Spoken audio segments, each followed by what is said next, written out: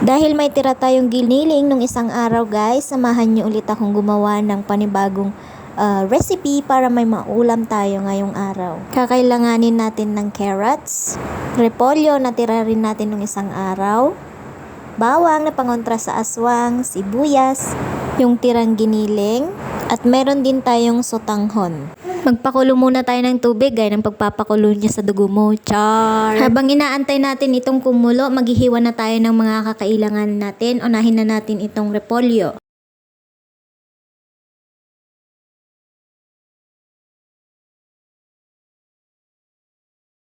Isunod natin itong carrots. Siyempre, babalatan muna natin ito bago natin ito hiwain. Hiwain lang ito base sa iyong kagustuhan.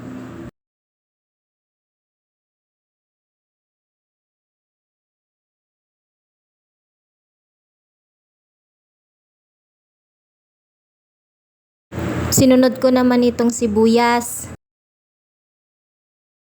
At itong bawang na pangontra sa aswang. Pag kumulo na ang tubig, pwede na nating ilagay ang sotanghon. Nilagyan ko lang pala ng kaunting oil para hindi siya magdikit-dikit. Pag lumambot na ito, pwede na natin itong i-drain. Magpainit lang tayo ng kawali at lagyan natin ito ng mantika. Saka naman natin igigisa yung sibuyas at saka bawang. Haluin lang natin ito upang hindi masunog. Kapag lumabas na ang kanyang aroma, pwede na natin ilagay ang giniling. Then halo-halo ulit para hindi masunog. Pag okay na, ilagay na natin yung carrots. Igisa lang natin ulit ito. Halo-haluin lang natin ito hanggang sa medyo maging malambot. Tsaka natin ilagay yung repolyo. Halo-haluin lang ulit natin ito upang maging pantay ang kanyang pagkakaluto. Habang inaantay natin itong lumambot, i-prepare naman natin ngayon itong itlog. Pag sa tingin natin okay na yung gulay, pwede na natin ilagay itong itlog. Haluin ulit upang maiwasan natin ang kanyang pagkasunog.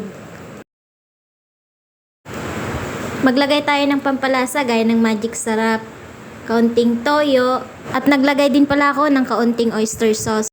Pwede na rin pala nating ilagay itong sotanghon. Halo-haluin lang natin ito hanggang sa kumapit dito yung mga seasonings. Timplahin lang natin ito hanggang sa makuha natin yung tamang timpla. At ayan, ready na ang ating gisadang sotanghon. May pang-ulam ka na, may pang-merienda ka pa. Tara, ciao!